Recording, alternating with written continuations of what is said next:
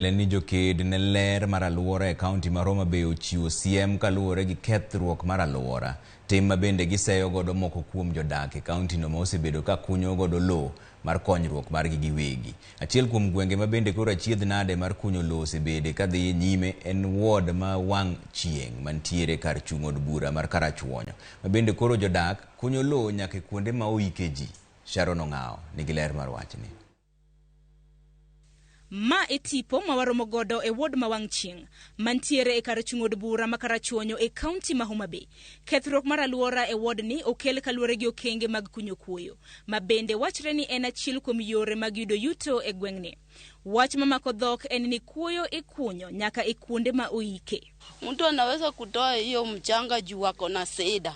Saa zingine hana hata kitu ya kukula kwa nyumba. Saa zingine watoto ni wagonjwa.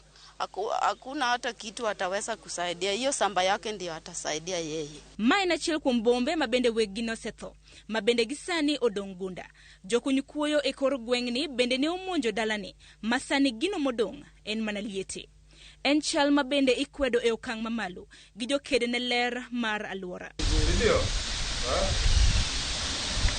Willy Somulo, achiel kuom joked ne ler mag aluora mawuok e duol mar aluora makare, ochiwore makare mar chiwo puonj ne oganda e gweng'ni kaluwore gi achiedh nade mar kunyo kuoyo ahinya to e ward ma wang' chieng'.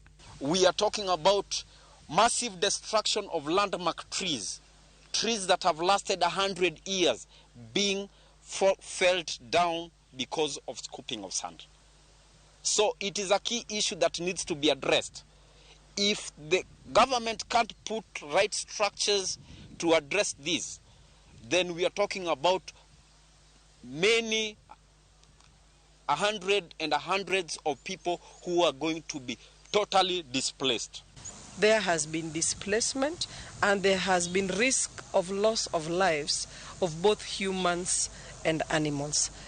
This is a story that is attracting a global attention.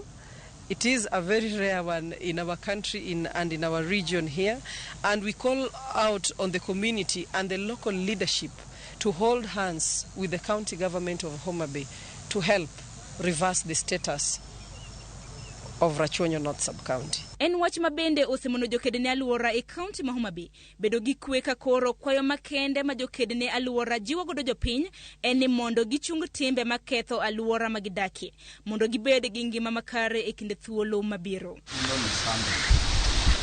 Sharon Ong'ao, Ramogi TV.